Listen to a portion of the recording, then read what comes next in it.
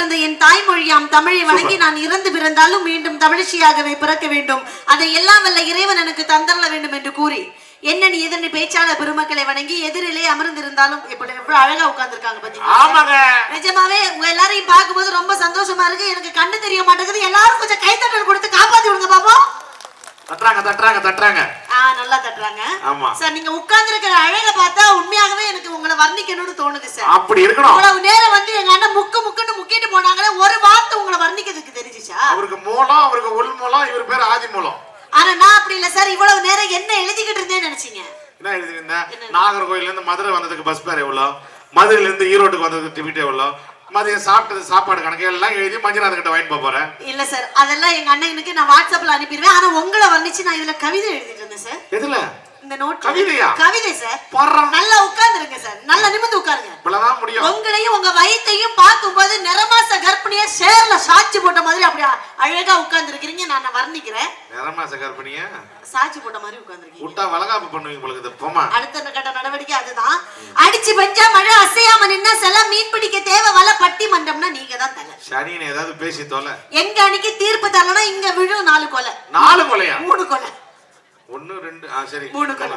பரிமளம் என்றால் நுங்கு, பட்டிமன்றம் என்றால் நீங்கள் தான் பெரும் பங்கு. எங்க அணியில நாங்க 2 பேரும் கிங்கு. எதிர் அணிக்கு ஊத போறோம் சங்கு. இப்படி பேசுறதுக்கு நீ தூக்கு போட்டு தொங்கு. நான் தூக்கு போட்டு தொங்குனா உத்தரம் தாங்கும். நீங்க தூக்கு போட்டு தொங்குனா இந்த உத்தரம் தாங்குமா? நான் என்ன பேச்சாளரா தூக்கு போட்டு தொங்குறதுக்கு? சார், வந்ததுல இருந்து எங்க பெண்களை பத்தி இவ்வளவு குறை சொல்லி பேசுறாங்களே, ஆண்கள் கஷ்டப்படுறாங்கன்னு நான் கேக்குறேன் சார். நீங்க தான் கத்த கதையா வாங்கிட்டு போறீங்க. ஆனா நாங்க அப்படியா சார்? இந்த புடவையை கட்டிக்கிட்டு மேக்கப் பண்ணிக்கிட்டு இந்த மைக்க பிடிச்சிருவோம். பொம்பளை புள்ளையா வந்து இந்த மேடையில நின்னு பேசுறதுக்கு எவ்வளவு பெரிய கஷ்டம் தெரியுமா? பொம்பளை புள்ளையா நீங்க பேச்சாளரா பேசுறதுக்கு. பேச்சாளரா பேசுறது அவ்வளவு கஷ்டமா? அப்புறம் அப்ப நடுவரா பேசுறது கஷ்டம் இல்லையா? என்ன கஷ்டம் உங்களுக்கு? ஒரு நாட்டோட தலைவர் கிட்ட பேசுறேன்னா எடுத்தமா கவுத்தமான்னு பேசக்கூடாது. ஒரு பட்டிமன்ற நடுவர்னா எவ்வளவு கஷ்டம் தெரியுமா? எத்தனை அவமானம், எத்தனை கஷ்டம், எத்தனை இன்னல், எத்தனை டென்ஷன். ஒரு ஊர்ல பட்டிமன்றம் நடத்தினால நாங்க போய் கொட்டேஷன் கொடுப்போம். நம்மள மாதிரி 40 பேர் கொட்டேஷன் கொடுப்போம். அதுல யாரு கம்மி பட்ஜெட்டுக்கு வராங்களோ அவங்கள தான் ஊர்காரங்க புக் பண்ணுவாங்க. புக் பண்ணும் போதே சொல்லுவாங்க, மேடைக்கு பாக்குற மாதிரி பொண்ணுங்களை கூட்டுவாங்கன்னு. இருக்கிறதே 4 மூஞ்சி தான் பாக்குற மாதிரி. இதுங்களை பட்டி டிங்கிரிங் பார்த்து ஏசி ரூமு, ஓசி சோறு, ஏசி காரு வச்சு கூட்டு வந்தா அங்க கூல் ட்ரிங்க்ஸ், ஜூஸ் எல்லாம் வாங்கி வாக்கனையா குடிப்பீங்க.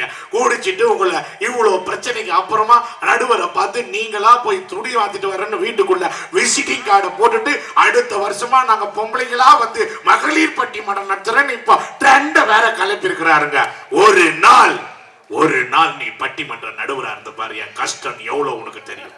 ஆமா சார், உங்க கஷ்டம் என்னன்னு எனக்கு தெரியுது சார்.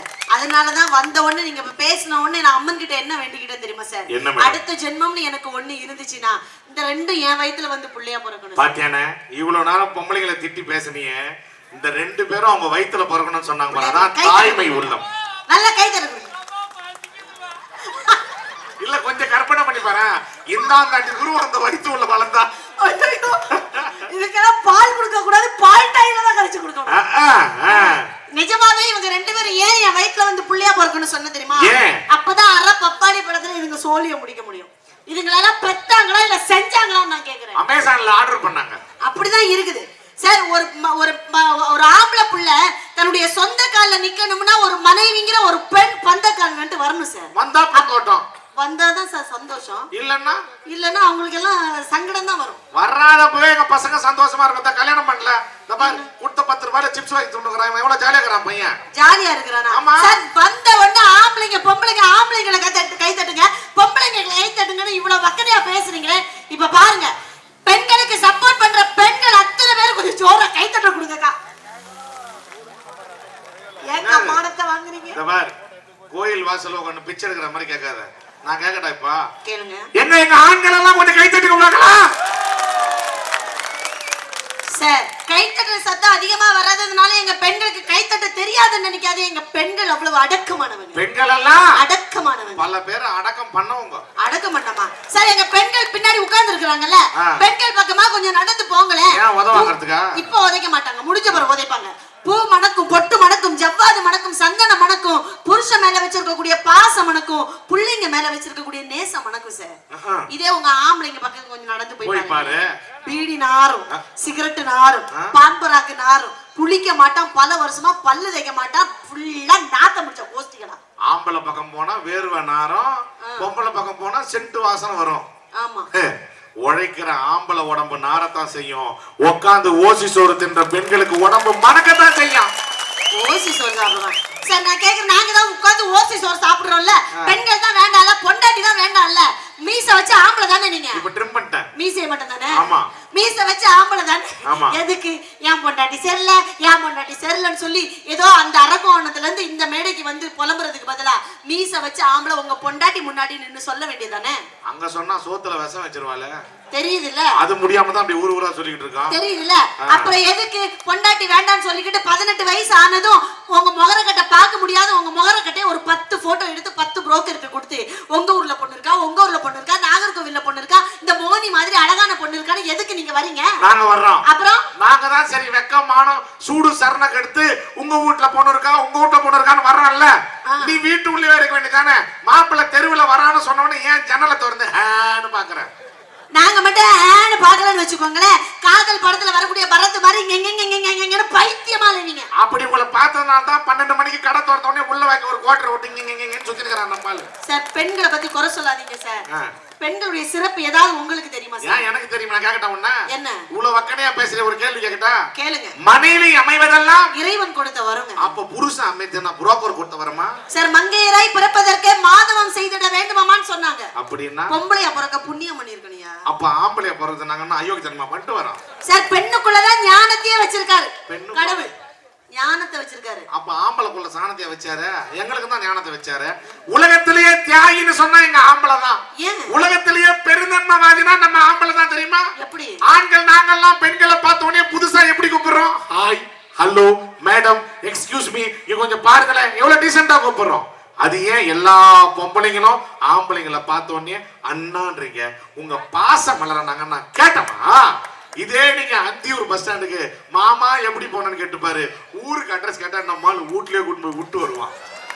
ஏமா புதுசா பாக்குற ஆம்பளை அண்ணான்றீங்க? எதுக்கு சார் நாங்க நம்ம எல்லாம் எதுக்கு நம்ம புருஷனை தவிர மத்த ஆம்பளைங்களை எல்லாம் அண்ணான்னு கூப்பிடுறோம்? எங்களுக்கு அண்ணன் இல்ல சார், அதனால நாங்க அண்ணான்னு கூப்பிடுறோம். எங்களுக்கு அண்ணன் இல்ல, அதனால அண்ணான்னு கூப்பிடுறோம். எங்க பசங்களுக்கு கூப்பிட்டா பொண்டாட்டி இல்ல, பொண்டாட்டின்னு கூப்பிட்டா ஒத்துக்குவீங்களா நீங்க? ஆனா எங்க பெண்கள் அப்படி இல்ல சார். புருஷனை தவிர வேற எந்த ஒரு ஆம்பளைங்களும் ஏறெடுத்து பார்க்க மாட்டோம். புருஷனையே நாங்க நினைச்சிட்டு இருப்போம்னா பழச மறக்கலையே பாவி மக நெஞ்சு துடிக்குது, உன்னையும் என்னையும் வச்சு புருஷன தும்பி அடிக்குது. அடடா எனக்காக அருவ குறைஞ்சீங்க, தரும மகராசா தலைய குனிச்சீங்க, கலங்கம் வந்தால் என்ன பாரு,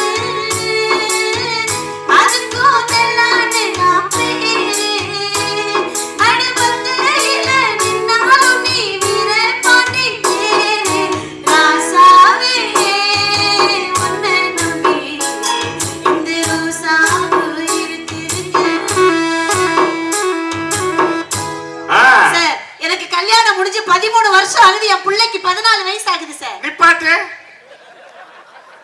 கல்யாணம் முடிஞ்சு 13 வருஷம், பிள்ளைக்கு 14 வயசா? சார், டங்கு ஸ்லிப் ஆயிடுச்சு சார். உன் வாழ்க்கையே ஸ்லிப் ஆயிடுச்சு? இல்ல சார், இல்ல சார், டங்கு ஸ்லிப் ஆயிடுச்சு சார். சார், ஊரே சிரிக்குது சார். சார், என்ன பொண்ணு பார்க்க வந்தாங்க சார். பொண்ணு பார்க்க வரும்போது மாப்பிள்ளை பையன் கிட்ட ஒரு 1/2 மணி நேரம் பேசணும் சொன்னேன். மாமா, உனக்கு விஷயம் தெரியுமா சார்? இந்த அம்மாவுக்கு கல்யாணம் ஆகி 13 வருஷம், அது பிள்ளைக்கு 14 வயசா? சார், இல்ல சார், சார் டங்கு ஸ்லிப் ஆயிடுச்சு சார். சார், மாப்பிள்ளை கிட்ட 1/2 மணி நேரம் பேசணும்னு எங்க அப்பா கிட்ட பெர்மிஷன் வாங்குறேன். எங்க அப்பா எனக்கு பெர்மிஷன் கொடுத்துட்டாங்க. மொட்டை மாடிக்கு கூட்டிட்டு போனேன். அப்ப என்ன உனக்கு விஷயம் தெரியுமா? இந்த அம்மாவுக்கு கல்யாணம் ஆகி 13 வருஷம், அது பிள்ளைக்கு 14 வயசு. சார், என்ன சார் நீங்க?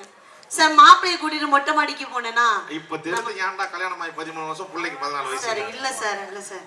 ஐயோ சார், அவங்க எல்லாம் கணக்கு பார்க்க ஆரம்பிச்சிட்டாங்க. நீ பேசுமா? நீ ஏமா எனக்கு எதுக்குமா அடுத்து விட்டு கதை? ஆமா சார், நீங்க விட்டு கதை பேச எனக்கு அவசியமா? நீங்க நல்லவர் சார். நான் பட்டிமன்ற நடுவர்மா. ஆமா சார். உன் வேலையை நீ பாரு, என் வேலையை நான் பாக்குறேன். ஓகே சார், நான் பாக்குறேன். நீ உன் கதையை பேசனா என்ன கேளுமா? ஏன்னு நீ பேசுமா?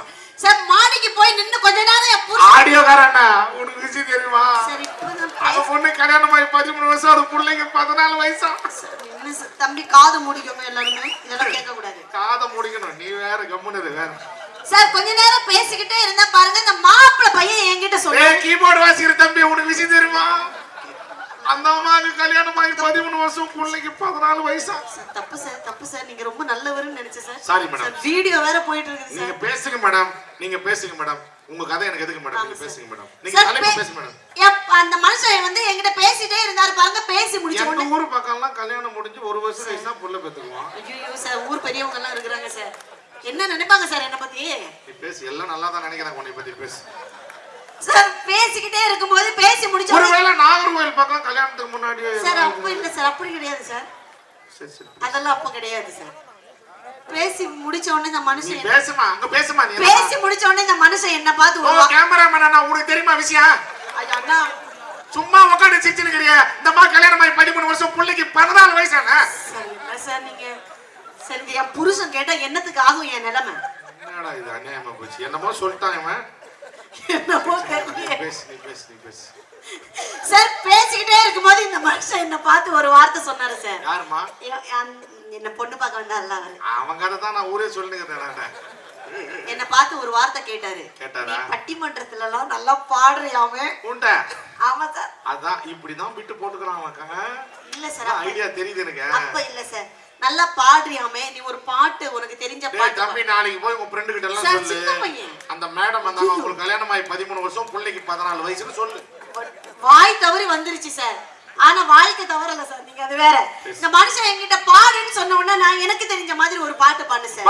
பாடுமா. ஒரு ஆணுக்கு எழுதிய இலக்கண முன்னிடத்தில் கண்டேன், என் பாதத்தில் வழிகொள்ள உனக்கு ஒரு அனுமதி தந்தேன், என் நாடை தாங்கி கொள்ள, என் கூந்தல் ஏந்தி கொள்ள உனக்கு ஒரு வாய்ப்பல்லவா, நான் உண்டு மிச்ச பாலை நீ உண்டு வாழ்ந்து வந்தான் மோட்சங்கள் உனக்கல்லவா, வானம் வந்து வழங்கிறது வழங்கிடவா. மின்சார பூவே, பெண் பூவே, மை தீண்ட வேண்டும் என்னோடு வாராய், என் ஆசை ஓசை கேளாய், பெண்ணிலமை தொட்டு செய்து வைத்த சிற்பம் ஒன்று கண்டேன், அதன் விழிகளில் வழிவது அமுதல்ல விஷம் என்று கேட்டேன், அதன் நிழலையும் தொடுவது படி என்று விலகிவிட்டேன்.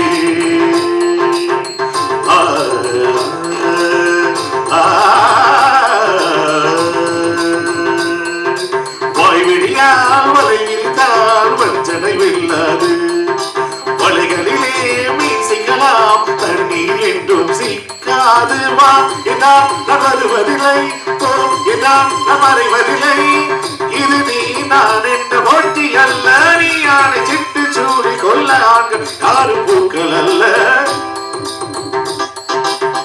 ஆஹா, நல்ல அருமையா பாடினாங்களே, அவங்களுக்கு ஒரு கைத்தட்டல் கொடுக்கலாம்ல சார். அப்படி கல்யாணமும் முடிஞ்சிருச்சு சார். சந்தோஷமா கல்யாணம் முடிஞ்ச பிறகு என் புருஷன் கிட்ட கேட்டேன், ஏங்க நீங்க என்ன படிச்சிருக்கீங்கன்னு கேட்டேன். உங்க வீட்டுக்காரர்? ஆமா, TFIAS னு சொன்னாரு. உங்க வீட்டுக்காரா? ஆமா சார். TFIAS? ஆமா சார். TF என்ன தெரியுமா? தமிழ்நாடு ஃபாரஸ்ட். IAS னா இந்தியன் அட்மினிஸ்ட்ரேட்டிவ் சர்வீஸ். ஆமா சார். அப்போ உங்க வீட்டுக்காரர் வனத்துறை கலெக்டரா? ஆமா சார். சல்யூட் பண்ணுங்க சார். அவனுக்கு நாங்க சல்யூட் வைக்கணும். கல்யாணம் ஆகி 13 வருஷம், புள்ளிக்கு 14 வயசு.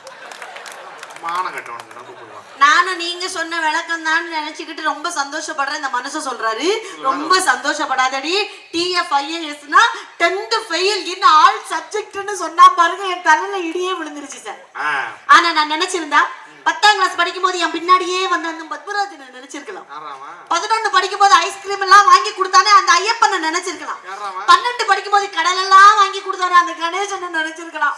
ஆனா நீங்க தொட்டு தாலி கட்டின ஒரு பாவத்துக்காக நிப்பாட்டு. எந்த பொம்பளை பார்த்தாலும் யாரா இருந்தாலும் தொட்டு தாலி கட்டின பாவத்துக்கு தொட்டு தாலி, ஏமா தொடாம தாலி கட்டின ஒரு குச்சியில கட்டி தூக்கியா போட முடியும்? அதுவும் 3 முடிச்சு போட்ட பாவத்துக்கு 3 முடிச்சு தான். இங்க இருக்கிற ஒட்டுமொத்த ஆண்கள் கல்யாணம் கிட்ட கேக்குறேன், அவங்க பொண்டாட்டிக்கு சத்தியமா நான் தான் 3 முடிச்சு போட்டேன்றவங்க ஒரு 10 பேர் கை தூங்க பார்க்கலாம். முடிச்சுதான் நாம போட்டோம். எவ புடுங்கனா எவ கட்டினான்னு யாருக்குமே தெரியல. கடைசி வரைக்கும் எவ்வளவோ போட்ட முடிச்சுக்கு நாம முடிச்சவையா வாழ்ந்துகிட்டு இருக்கிறோம். கரெக்டா? நம்ம அக்கா தங்கச்சி நம்ம சித்தப்பா பெரியம்மா போட்டதுக்கெல்லாம் நாம வாழ்ந்துகிட்டு இருக்கோம். நீங்க போட்டு என்ன பண்ண எப்ப பார்த்தாலும் எந்த வீட்டுல சண்டை வரட்டுமே.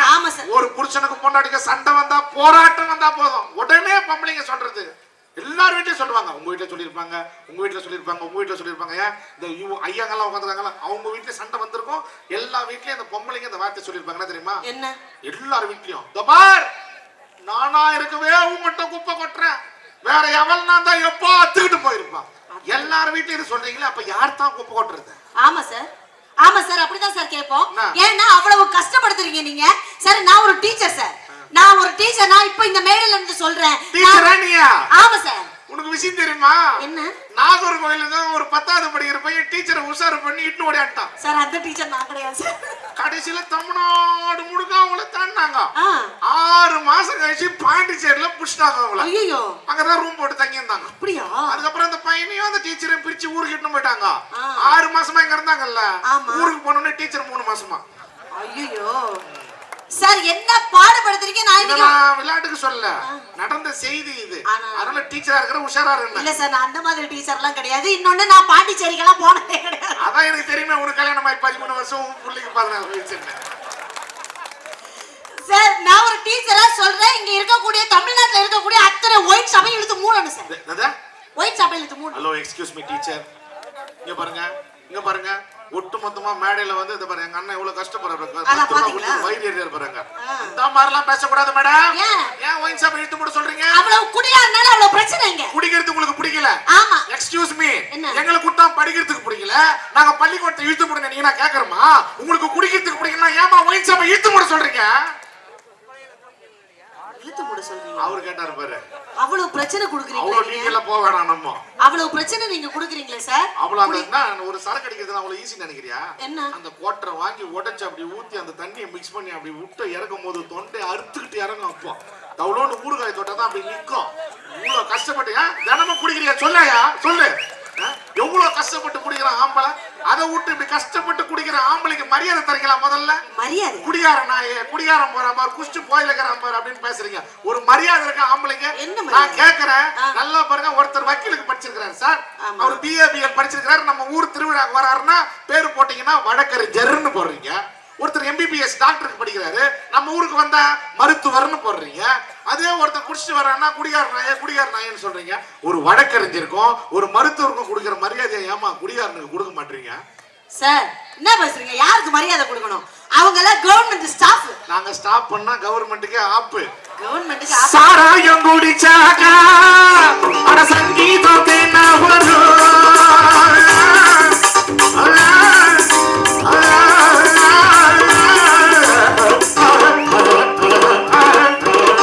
சாராயம் குடிச்சாக்கா அட சங்கீதத்தை நான் வரும். சங்கீதத்தை நான் வந்தா கூட இங்கீதம் நான் வரும். அட தவங்களே, அட சகிகளே, இந்த குளத்திலே அடிமடகளே, நம்ம கிட்டே ஒத்துக்கோ, நம்ம கிட்டே கத்துக்கோ. எத்தனையோ வித்தைய பத்துட்டானே முத்துக்கோ. உச்சதல கீழுக்கு உள்ள காலு மேலுக்கு நிக்கட்டுமா நடக்கட்டுமா உய் அந்த சிங்காரி சரக்கு சும்மா பண்ணு ஏறுது. அப்படி இருக்கு வாழ்க்கை. அப்படி இருக்குதா சார்? எங்க பெண்கள் எல்லாம் ஒரு நாளைக்கு ரேஷன் கடைக்கு போனாங்கன்னு வைங்களேன், காலையில 10 மணிக்கு போனாங்கன்னா மதியம் 2 மணி 3 மணிக்கு தான் வீட்டுக்கு வராங்க. பொங்கல் பரிசு எல்லாம் கொடுக்குறாங்க. புருஷன்கிட்ட கேக்குறோம், ஏங்க இந்த ரேஷன் எல்லாம் ஆம்பளைங்க கூட்டம் கம்மியா இருக்குதான், போய் ஒரு 8 போய் அந்த பொருள் எல்லாம் வாங்கிட்டு வாங்கன்னு சொன்னா எந்த ஆம்பளைங்க எல்லாம் கேக்குறீங்களா? ரேஷன் கடையில கூட்டம் கம்மியாகுதுன்னு நீங்க சொன்னா ஆம்பளை நாங்க போனோமா? ஆமா. ரேஷன் கடையில கூட்டம் கம்மியாகுது, ரேஷன் கடையில கூட்டம் கம்மியாகுது, ஆம்பளை வருஷம் கம்மியாகுதுன்னு போன்னு சொல்றீங்களே. ஒயின் ஷாப்ல பொம்பளை வருஷம் கம்மியாகுது, நீ போய் ஒரு குவார்டர் வாங்கினு என்னைக்கு ஆம்பளை சொல்லிருப்பானா? ஆம்பளை சொல்லிருப்பானா? சொல்ல மாட்டான். 250 ரூபாய்க்கு ஒரு செருப்பு வாங்கினா கூட பெருமை பேசுவீங்க பொம்பளைங்க. பாரு கல்லு ஒட்டிக்குது, பாரு 250 ரூபாய் செருப்பு, பாரு 250 ரூபாய் 4 வீட்டுக்கு. சசக்கா பாரு செருப்பு எங்க வீட்டுக்கார வாங்கி கொடுத்தாரு. சசக்கா பாரு பஜார்ல போய் வாங்கி வந்தேன். 250 ரூபாய்க்கு செருப்பு வாங்கினா கூட 4 வீட்டுக்கு பெருமை பேசுவீங்க. 1000 ரூபாய்க்கு குடிச்சிருப்பான் என் ஆம்பளை, மூச்சுன்னு சவுடு விட மாட்டான். பாரு இந்த பிராண்டு குடிச்சா, பாரு இந்த சைடிஷ் சாப்பிட்டா, பாரு இங்கதான் என்ன சொல்றோமா நம்மால எதையுமே சொல்ல மாட்டான். அதாமா ஆம்பளை. ஆமா சார், நீங்க எதையுமே சொல்ல மாட்டீங்க சார். நீங்க எடுத்து தராத புடவையும் நீங்க எடுத்து தராத நகையை கூட என் புருஷன் எடுத்து கொடுத்தாரு, என் புருஷன் எடுத்து கொடுத்தாரு. நாங்க ஊரெல்லாம் பீத்திக்கிட்டு அலையிறோமே. ஆனா நாங்க எங்களை திட்டுறதுக்கு பதிலா எங்க மேல கோவம் வந்துச்சுன்னா எங்க அம்மா அப்பாவை ஏன் சார் நீங்க திட்டுறீங்க? சண்டை வந்துச்சுன்னா எங்க அம்மா அப்பாவை நீங்க ஏன் திட்டுறீங்க? என்ன மேடம் இது கூட தெரியாம இருக்கீங்க? என்ன? இப்போ ஒரு கம்பெனில இருந்து ஃப்ரிட்ஜ் வாங்குறோம். சரி. அந்த ஃப்ரிட்ஜ் சரியில்லைன்னா யாரை திட்டுவான்? கம்பெனிக்காரனை திட்டுவான். அந்த போன் வாங்குறோம், திடீர்னு டிஸ்பிளே போயிட்டு யாரை திட்டுவான்? கம்பெனிக்காரனை திட்டுவான். நீ சரியில்லைன்னா உன்னை ப்ரொடக்ஷன் பண்ண உங்க அப்பா அம்மாவை திட்டாம வேற யாரை திட்டுவாங்க? ப்ரொடக்ஷன் பண்ண அம்மா அப்பாவை திட்டாங்க. அவங்களதான் திட்டினா. சார் நீங்க எங்க அம்மா அப்பாவை திட்டுறீங்கல்ல? 30 வருஷம் தருதலையா நீங்க எல்லாம் இருக்கிறீங்க. 30 வருஷம் தருதலையா இருக்கக்கூடிய உங்களை எங்க தலையில கட்டி வச்சுக்கிட்டு பொண்டாட்டி வந்த உடனே எல்லாம் சரியாயிரும், பொண்டாட்டி வந்த உடனே எல்லாம் சரியாயிரும் சொல்றாங்களே. நீங்க பண்ற சேட்டைகள்லாம் உங்க அம்மா அப்பாவை திட்டுறதுக்கு எங்களுக்கு எவ்வளவு நேரம் ஆகும்? ஆனா நாங்க அப்படி கிடையாது சார். நீங்க திட்டுறதே இல்ல எங்க அப்பா அம்மாவை. திட்ட மாட்டோம் சார். திட்டவே மாட்டீங்க. ஏன் தெரியுமா சார்? போன வாரம் என் பொண்டாட்டி கிட்ட வந்து ஒரே ஒரு வார்த்தை தான் கேட்டேன். ஏண்டி வீட்டு வாசல்லையே இந்த மாதிரி தொடப்பத்தை போட்டு வைக்கிறீங்க, வழியிலன்னு நிலவாசல் உள்ள நுழைய நேரத்துல தொடப்பத்தையும் முறமும் போட்டு வச்சுக்கிறாம்மா. இப்படி இருந்தா குடும்பம் நல்லா இருக்குமா? வீட்டு வாசல்லையே தொடப்பத்தையும் முறமும் போட்டு வச்சுக்கிறியே, உனக்கு அறிவு இருக்கா? அவ்வளவுதான் கேட்டேன். உனக்கு அறிவு இருக்கா? உடனே அவ எந்திரிச்சு, உனக்கு அறிவு இருக்கா? உன் அப்பனுக்கு அறிவு இருக்கா? உன் ஆத்தாளுக்கு அறிவு இருக்கா? உன் ஆயாவுக்கு இருக்கா? உன் தாத்தா இருக்கா? உங்க பரம்பரைக்கே அறிவு இருக்காருன்னா செத்தவங்க எல்லாம் தூர்வாரி திட்டுறாயா? இதுல நீங்க திட்ட மாட்டீங்கன்றீங்க. திட்ட மாட்டேன் சார். வந்து நின்னுகிட்டு எங்க அண்ணன் வந்து அவ்வளவு குறை சொல்லி பேசிட்டு போனாங்களே சார். இன்னைக்கு குழந்தைங்க எல்லாம் குழந்தைங்களா இருக்குதுங்களா? பிள்ளைங்க எல்லாம் சார் உலகத்திலே யாருக்குமே எத்தனையோ வீடுகள்ல அடுக்கி வச்ச பொருட்களை கலைச்சு போடுறதுக்கு ஒரு குழந்தை இருக்காதான்னு ஏங்கக்கூடிய நேரத்துல நமக்கெல்லாம் கடவுள் அழகான குழந்தைகளை கொடுத்துருக்காங்கன்னா அதுதாங்க பெரிய செல்வம். இதுக்கெல்லாம் நீங்க கைதடி காப்பாத்தி விடணும். சும்மா வேணும் பாத்துக்கிட்டே இருந்தா சார். எனக்கு கல்யாணம் சார், எனக்கு ஒரு பையன் இருக்கிறான் சார். என் கல்யாணம் முடிஞ்ச விஷயத்த சொல்ல மாட்டேன். அதான் எங்களுக்கு தெரியுமே. உனக்கு கல்யாணம் ஆகி 13 வருஷம், பிள்ளைக்கு 14 வயசுங்க சார். 12 வயசுல இறங்கி போயேன். நீ இறங்கி போனா உன்கிட்ட வந்து நாகர்கோயில் மோனிஷன்லாம் யாரும் கூட மாட்டாங்க. அப்புறம் அது அந்த பொண்ணு பார்த்து வர்ற கல்யாணம் ஆகி 13 வருஷமா, பிள்ளைக்கு 14 வயசு அப்படிதான் சொல்ல போறாங்க ஒண்ணு சார். 12 வயசுல எனக்கு ஒரு பையன் இருக்கான் சார். என்னுடைய மாவட்டம் கன்னியாகுமரி மாவட்டம். நான் என் புருஷனுக்கு சனிக்கிழமை ஞாயிற்றுக்கிழமை லீவ் இருந்துச்சுன்னு வைங்களேன், என் புருஷன் என் புள்ள நானு பீச்சுக்கு போயிருவோம். விவேகானந்தர் சிலை, திருவள்ளுவர் சிலை, விவேகானந்தர் மண்டபம் எல்லாம் பார்க்க போயிருவோமா. போகும்போது என் பையனுக்கு ஒரு ஐஸ்கிரீம் வாங்கி கொடுத்தேன் சார். என் பையன் அப்படி பராக்கு பாத்துக்கிட்டே சாப்பிட்டுக்கிட்டே வந்தா பாருங்க, கீழே ஒரு சின்ன கல் இருந்திருக்கு, அதை பாக்கல. கால் தட்டி கையில இருந்து ஐஸ்கிரீம் மண்ணுல விழுந்துருச்சு சார். ஓடி போய் என் பையன் எடுக்க போனான். ஐயோன்ட்டு ஓடி போய் எடுக்க போனா பாருங்க, என் புள்ளையோட கைய பிடிச்சுக்கிட்டேன். அறிவு இருக்காடா உனக்கு? புள்ளையா அறிவு இருக்காடா உனக்கு? கீழே விழுந்த ஐஸ்கிரீம் இப்ப எடுக்க போறியாடா? வாடா அம்மா உனக்கு வேற ஐஸ்கிரீம் வாங்கி தரேன்னு அழுதுகிட்டே வந்தான். ஒரு 10 அடி தான் சார் தள்ளி போயிருப்போம். ஒரு சின்ன பள்ளத்துல என் புருஷன் காலை வச்சாரு பாருங்க, என் புருஷன் கீழே விழுந்துட்டாரு. ஐயோ இப்ப என் புருஷன்லாம் விழுந்துட்டாரு, தூக்க போறேன். இப்ப என் பிள்ளை என் கைய பிடிச்சுக்கிட்டு அறிவில்ல உனக்கு? கீழே விழுந்த அப்பாவை போய் தூக்க போறிய, வாமா வேற அப்பா வாங்கிக்கலாம்னு சொல்றான் சார். பயங்கரமான ஆளா இருப்பான். விநாயக சதுர்த்தி வந்துச்சுல்ல, என் புள்ள ஓடி வந்தா, நான் பட்டிமன்றத்துக்கு கிளம்பி நிக்கிறேன். அம்மா பக்கத்து வீட்டு சுரேஷ் வீட்டுல சுண்டல் வச்சிருக்கு, கொண்டக்கடலை வச்சிருக்கு, லட்டு வச்சிருக்கு, சாக்லேட் வச்சிருக்கு, சக்கரை பொங்கல் வச்சிருக்கு, நம்ம வீட்டுல ஏமா வைக்கலன்னு கேட்டான். நான் சொன்னேன், எதுக்குடா தனியா ஒரு 3000 ரூபாய் 4000 ரூபாய் கொடுத்து தனியா ஒரு பிள்ளையார வாங்கி வைக்கிறதுக்கு பதிலா உங்க அப்பா தொந்தியும் தொப்பையுமா பிள்ளையார் மாதிரி தான் இருக்கிறாரு, வாடா காலில் விழுந்து ஆசீர்வாதம் வாங்கிட்டு. வீட்டுக்காரர் அப்படிதான் இருப்பாரா? வாடா காலில் விழுந்து ஆசீர்வாதம் வாங்கிட்டு ஆளுக்கு 500 ரூபாய் ஆட்டைய போடலாங்கிறேன். என் பிள்ளை கேட்கிறான், அம்மா 3வது நாள் பிள்ளையார கொண்டு கடல்ல கரைப்பாங்களே நம்ம அப்பா. நல்ல வேலை இது எங்க வீட்டுல சொல்ல. நீ எங்க நீங்க மனசுல நினைச்சு இதை வேண்டிக்கிட்டீங்கன்னா, நீங்க கடவுளை நினைச்சு வேண்டிக்கிட்டு நம்ம ராஜராஜேஸ்வரி அம்மா கிட்ட போய் வேண்டதா அது உங்களுக்கு நடக்கும். ஒருவேளை அப்படி நீங்க வேண்டது நடக்கலன்னு வச்சுங்களேன், நான் திருச்செங்கோட்டில் ஒரு கோயில் அட்ரஸ் தரேன் சார்.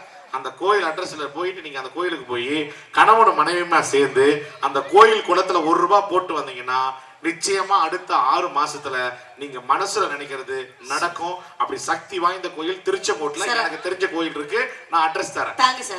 இப்படிதான் நீங்க கேட்ட மாதிரி தான் சேலத்துல போன மாசம் பேசும்போது கூட்டத்துல இருந்து கணவன் மனைவி வந்து நின்று, என்னது இந்த திருச்செங்கோட்டுல கோயிலா, அட்ரஸ் கொடுங்க சார், நாளைக்கே நாங்க போறோம், வேண்டுதல் பாக்கி இருக்குன்னு கேட்டாரு.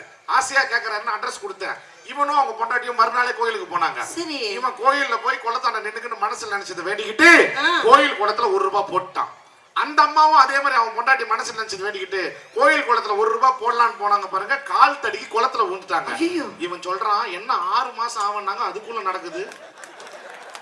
அப்ப அவன் எதை வேண்டிக்கிறான் பாருங்க, எப்படா தாட் போட்டு தரலான்னு முடிவு பண்ணிட்டு இருக்கான். ஆமா சார். ஆனா எங்க பெண்கள் எல்லாம் ரொம்ப புத்திசாலி. எப்படி தெரியுமா?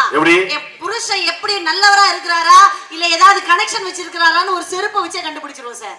செருப்பு வச்சா? செருப்பு வச்சு சார். செருப்பு வச்சு எப்படி கண்டுபிடிப்பீங்க? ஆமா சார், என் புருஷனுடைய செருப்பு என் வீட்ல இருந்துச்சுன்னு வைங்களேன், வாசப்படியில, அவர் கரெக்டா இருக்கிறாருன்னு அர்த்தம். சரி. எதிர்த்த வீட்ல இருந்துச்சுன்னா அவர் கரெக்ட் பண்ணிக்கிட்டு இருக்காருன்னு அர்த்தம். எப்ப பார்த்தாலும் அப்படிதான் ஆம்பளைங்க தப்பு தப்பா நினைக்கிறீங்க. என்ன சார் நியாயம் இதெல்லாம்?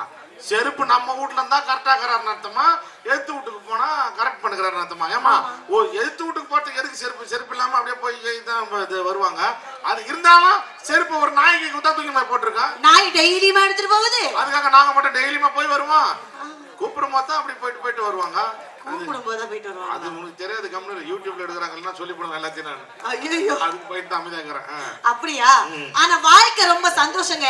கணவன் மனைவிக்குள்ள எவ்வளவு பிரச்சனைகள் வந்தா பிரச்சனை, கணவன் மனைவி கல்யாண வாழ்க்கையே பிரச்சனைன்னு அண்ணன் சொல்றாரு, நானும் சொல்றேன். என்ன பிரச்சனை உங்களுக்கு? கல்யாண வாழ்க்கை எனக்கு புரியல மேடம். புரியலையா? நான் சொல்லி தரேன் சார். நான் உங்களுக்கு சொல்றேன் சார். கரெக்ட்டா சொல்லி தரீங்களா? கரெக்ட்டா சொல்லி தரேன் சார். இதெல்லாம் கரெக்ட்டா சொல்றீங்களே. உங்களுக்கு கல்யாணம் ஆகி 13 வருஷம், புள்ளிக்கு 14 வயசு, அங்க கோட்டை விட்டீங்களே மேடம். சார் நான் இப்ப சொல்றேன் சார், இத நோட் பண்ணிக்கோங்க சார். சொல்லுங்க மேடம். கணவன் மனைவி வாழ்க்கைங்கிறது ஒரு மெல்லிசான கோடு சார். என்னது மெல்லிசான கோடு? ஏன் அத கொஞ்சம் பெருசா தான் போடு சார். அது கடவுள் அமைச்சு கொடுத்த மேடை. அதுதாம்மா எங்களுக்கு கட்டி வச்ச பாடை சார். அது 1000 காலத்து பயிர். அத நினைச்சா தான் பத்திருது என் வயிறு. சார் கல்யாணத்துக்கு முன்னாடி ஒவ்வொரு ஆம்பளை பசங்களும் கட்டுத்தறி கால. கல்யாணத்துக்கு முன்னாடி பசங்க எல்லாம் கட்டுத்தறி கால. கல்யாணத்துக்கு அப்புறம் பாக்க போறீங்களா வேற ஒரு ஆளை? எவளையா பார்த்தா போதும், அவளையும் பாக்குறேன் இவளையும் பாக்குறேன், ஏன் உன் மாமா பொண்ணு உங்ககிட்டயே பேசுறா அப்படின்னு கேக்குறீங்க. ஆமா சார். கல்யாணத்துக்கு பின்னாடி உங்க மனைவி தான் உங்களுக்கு காவல், தெரியுமா? மனைவி தான் உங்களுக்கு காவல். அதுதாம்மா சுடுகாட்டுல மந்திரிச்சு விட்டு ஏவல்.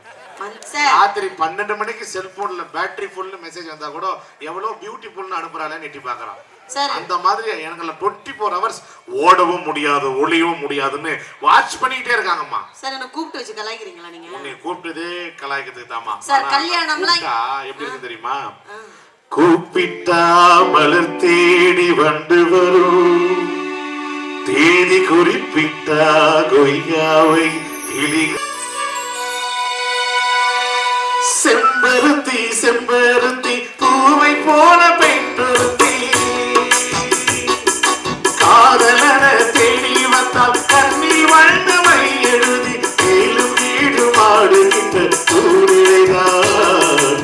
மீண்டும் மீண்டும் நாம் படிக்கும் நூலகத்தான் நாளெல்லாம், மீண்டும் மீண்டும் நாம் படிக்கும் நூலகத்தான்.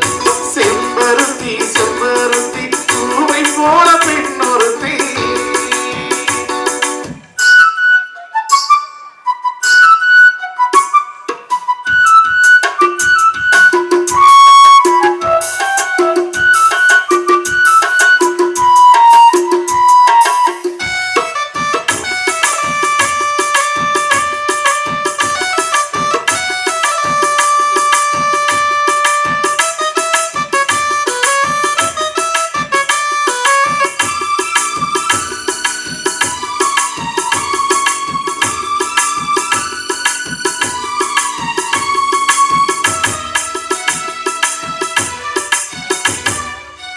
பள்ளிகளை நான் தானே பாதிசத பொந்தேனே, கல்வி போல் காதலை கற்றுத்தர வந்தேனே.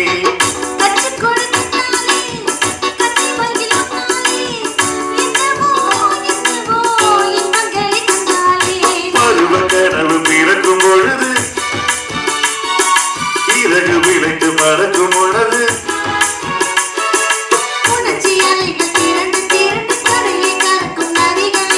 இமைதானே கண்ணில் சேர்ந்தது, எந்த இளநெஞ்ச முனை சேர்ந்தது.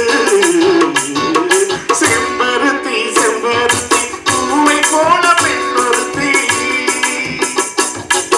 ஆகவே நடுவர் அவர்களே, அது வரைக்கும் ஆம்பளை பிள்ளைங்க எல்லாம் தருதலைகளா முனிசிபாலிட்டி மாதிரி இருப்பாங்க. ஆனா கல்யாணம் முடிஞ்ச பிறகுதான் அவங்களுக்கு ஒரு பெர்சனாலிட்டியே வருதுன்னா வாழ்க்கைங்கிறது அவ்வளவு பூந்தோட்டமா இருக்குதா இல்லையாங்க? தெருவாளர்களை கூட திருவாளர்களை ஆக்குறது யாரு தெரியுமா? கல்யாணம் தான் சார். வாழ்க்கையில மனைவிங்கிற ஒரு ஜென்மம் வந்தாதான் கல்யாண வாழ்க்கை நல்லா இருக்கும் சார். நாங்கெல்லாம் இன்னைக்கு பாருங்க, நீங்க எல்லாம் ரோட்ல தலை நிமிர்ந்து நடக்கிறதுக்கு காரணம் யாரு தெரியுமா? வீட்டுல இருக்கக்கூடிய பெண்கள் மனைவிங்கிற நாங்க வீட்டுல தலை குனிஞ்சு இருக்கிறதுனாலதாங்க. இப்படி இருக்கிறதுனாலதான் வாழ்க்கை பூந்தோட்டமா போகுதுன்னு சொல்றீங்க. ஆமா சார். ஒரே ஒரு விஷயம் தான் சார், இந்த வானத்துல பாருங்களேன், வானத்துல வந்து இன்னைக்கு இருட்டா இருக்குதா இல்லையா? ஆமா இருட்டா இருக்குது. சாயந்தரமா ஒரே இருட்டா இருந்தது, மழை வருமோன்னு பயந்துட்டு இருந்தோம். வந்தீங்கல்ல சார். மேகமூட்டம் இருந்தாதான் மழை வரும். அந்த நேரம் நிலா தெரியாது. இப்ப நிலா வந்திருக்குதா? இல்லையே. நிலா இல்லல்ல சார். ஏன் தெரியுமா? நிலா அங்க இல்ல. வானத்திலிருந்து நிலா வந்து மேடைக்கு வந்து நின்னு பேசுது பாத்தீங்களா? மேடைக்கு நிலா வந்துருச்சா? ஆமா சார். கீழ இருந்து கல்லு கம்பு எல்லாம் வரும், பரவாயில்லையா? அப்படி எல்லாம் இல்ல சார். இதுக்கு மேல பேசினீங்கன்னா அங்க கீழ இருந்து பச்சை பச்சையா வரும், அதுவும் பரவாயில்லையா? இத சொல்லி நான் முடிச்சுக்கிறேன் சார். வானத்துல நிலா இல்லன்னா இந்த வானத்தை என்னன்னு சொல்லுவோம்? அமாவாசைன்னு சொல்லுவோம். அது மாதிரி தான் சார், ஒரு ஆண்மகனுடைய வாழ்க்கையில் ஒரு பெண் இல்லனா அவனுடைய வாழ்க்கையும் நிலா வராத வானம் போல அமாவாசையா இருட்டடைஞ்சு இருக்கும். என்னைக்கு ஒரு பெண் அவனுடைய வாழ்க்கையில் வராளோ அன்னைக்குதான் அவனுடைய வாழ்க்கை வசந்தமாகி பௌர்ணமி மாதிரி பிரகாசமா இருக்கும்னா அப்பதான் மனைவியை இழந்த பிறகுதான் ஒரு கணவன் சொல்லுவான் அந்த வானம் எப்படி இருக்குதோ அது மாதிரி என்னுடைய வாழ்க்கை ஆயிடுச்சுன்னு சொல்லி, அம்மாடி நீதான் இல்லாத நாளும் பெண்ணேது வந்து தீட்டாத வானம் தாங்காத இருக்கும் போதும் போதும் ரசாத்தி ஒன்ன காணாத நெஞ்சு காத்தாடி போனாடுது, பொழுதாகி போச்சு விளக்கேத்தியாச்சு பொன்மானே உன்ன தேடுது, ரசாத்தி ஒன்ன காணாத நெஞ்சு காத்தாடி போனாடுது. ஆகவே எந்த சூழ்நிலையில் பார்த்தாலும் மனிதனுக்கு மனமகிழ்ச்சியும் தருவது திருமண வாழ்க்கை என்பது பூந்தோட்டமே. பூந்தோட்டமே எங்கள் அன்னைக்கு நீங்க தீர்ப்பு தரணும் சார். இல்லன்னா ஏன் இன்னொரு முகத்தை பார்க்க வேண்டி இருக்கும் பரவாயில்லையா? அதாவது நல்லா இருக்குமா சார்? எங்க அன்னைக்கு தீர்ப்பு தந்தீங்கன்னு வைங்களேன், நான் எங்க வீட்டுக்கு போறதுக்கு நாளைக்கு சாயந்தரம் ஆயிரும். நான் என் வீட்டுக்கு போயிருவேன், நீங்க உங்க வீட்டுக்கு போயிருவீங்க. போயிட்டு நீங்க நல்லா தூங்குவீங்க, நான் போன் பண்ணுவேன். வீட்டுக்கு போனதும் போனை யார் எடுப்பா? என் மனைவி எடுப்பாங்க. உங்க மனைவி எடுப்பாங்க. மேடம் போய் சேர்ந்துட்டீங்களான்னு கேட்பாங்க. நானும் வந்துட்டேன் மேடம்னு சொல்லி மரியாதையா போனை வச்சுட்டு நான் தூங்கிட்டு இருப்பேன். நான் வீட்டுக்கு நானும் போய் தூங்க போயிருவேன். அதே இது எங்க அன்னைக்கு தீர்ப்பு தராம அவங்களுக்கு தீர்ப்பு கொடுத்தீங்கன்னு வைங்களேன், போன் பண்ணுவேன். உங்க மனைவி போனை எடுப்பாங்க. மேடம் நான் வந்துகிட்டேன்னு சொல்லிட்டு சார் கிட்ட சொல்லுங்கன்னு சொல்லிட்டு, அக்கா இந்த புடவை நல்லா இருக்குதா? சுமாரா தான் இருக்குது. நல்லா இருக்குது. என் புருஷன் அருமையா இருக்குதா? என் புருஷன் இதை 1200 ரூபாய் கொடுத்து என் புருஷன் எடுத்து கொடுத்தது என் பிறந்த நாளுக்காக.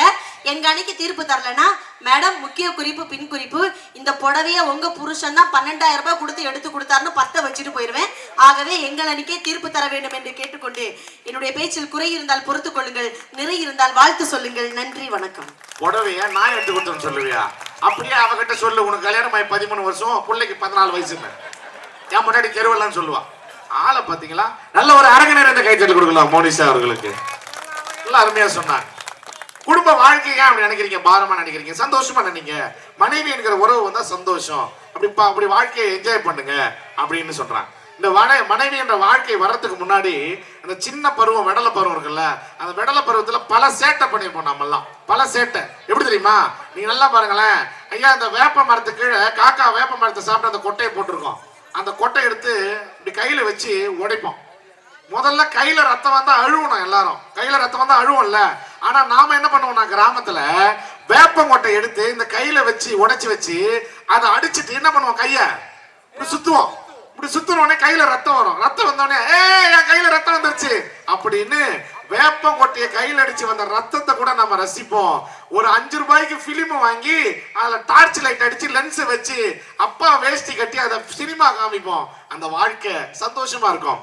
வேப்பங்கொட்டை அடிச்சு வந்த ரத்தம் ராசிச்சோம், பத்தி குச்சி அடிக்கி கணக்கு பாடம் படிச்சோம், தண்ணி இல்ல ஆட்டில் கிட்டு புல்லு காடினோம், அண்டவாள மேல காசை வச்சு ரோலச்சோம், 5 வயசு மருவாகி அப்பாவோட வெட்டியில கண்ணாடி லென்ஸ வச்சு சினிமா காமிச்சோம், அண்ணாச்சி கடையில நான் எண்ணையில நீ குறிச்ச அரோட்டாக்கு மாறி சொத்த நாள அடிச்சோம், ஒட்டு காட்டி பொழுதெல்லாம் ஒட்டு போட்டு தீரிச்சோம், வெயில தவிர வாழ்க்கையில வேற ஏத அறிச்சோம், வெயிலோடு விளையாடி வெயிலோடு உறவாடி வெயிலோடு மல்லு கட்டி ஆட்டம் போட்டோமே, அந்தூரோ அறியூரோ கருவேல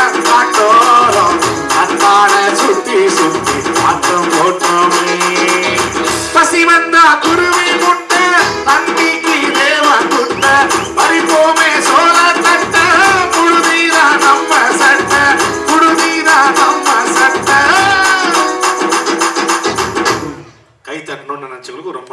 ரசிக்கிறது எங்களுக்கு கைத்தட்டினா தான் தெரியும்ன்றதுனால நல்லா உற்சாகமா ஒரு கைத்தட்டல் கொடுங்க. என்னன்னா மாமா ரெடியா இருக்கிறாரு. அதுக்கு முன்னாடி ஒரு சின்ன தகவலை சொல்லிடுறேன். மகாத்மா காந்தி ஒரு வெள்ளைக்காரன் வீட்டுக்கு போனார். அந்த வெள்ளைக்காரன் ஒரு வீட்டுல வெள்ளைக்கார நாய்க்கு வந்தே மாதரன் பேர் வச்சிருக்கிறான். காந்தி வந்து உட்காந்துருக்கிறாரு. அந்த வெள்ளைக்காரன் அந்த நாயை கூப்பிடுறான். வந்தே மாதரம் கம் ஹியர், வந்தே மாதரம் கோ தேர் அப்படின்றான். நாய் வருது, வாலாட்டுது, ஓடுது. காந்தி சிரிச்சுக்கிட்டே இருக்கிறாரு. ஆனா வெள்ளைக்காரன் கேட்டான், மிஸ்டர் காந்தி, உங்கள் நாட்டினுடைய தாரக மந்திரமா இருக்கக்கூடிய வந்தே மாதரம் என்று சொல்ல என் வீட்டு நாய்க்கு பேரா வச்சுக்கிறேன்னு உனக்கு கோபம் வரலையான்னு கேட்டானா. உடனே காந்தி சிரிச்சுக்கிட்டே சொன்னாரா, வந்தே மாதரம் என்று சொன்னால் என்ன அர்த்தம் தெரியுமா? தாயை வணங்குகிறோம் என்ற அர்த்தம். உன் தாய் இந்த நாய் தானே எனக்கு எப்பதான்டா தெரியுறாரு. அடிச்சாரா ஒரு அடியில. மகாத்மா காந்தி இந்த நாட்டுக்காக கஷ்டப்பட்டார். நாம காந்தி படம் போட்ட நோட்டுக்காக கஷ்டப்படுறோம். இவங்க புருஷன் சம்பாதிச்சு வந்து கொடுத்துட்டா பூந்தோட்டம் சந்தோஷம் இவங்க சொல்றாங்க. சம்பாதிக்கிறதே போராட்டம் நாம சொல்றோம். அந்த போராட்டத்தை சொல்வதற்காக என் நண்பு மாமா விஜய் டிவி கலக்க போவது யாரு புகழ். இன்னைக்கு இவர் மூலமா பல குடும்பங்கள் பிழைத்து கொண்டிருக்கிறது. அதில் எங்கள் குடும்பங்களும் ஒன்று என்று சொல்லி அவரை அருமையாக உங்கள் கைத்தட்டலோடு மேடை கேட்டுக்கிறோம். Hello hello hello hello.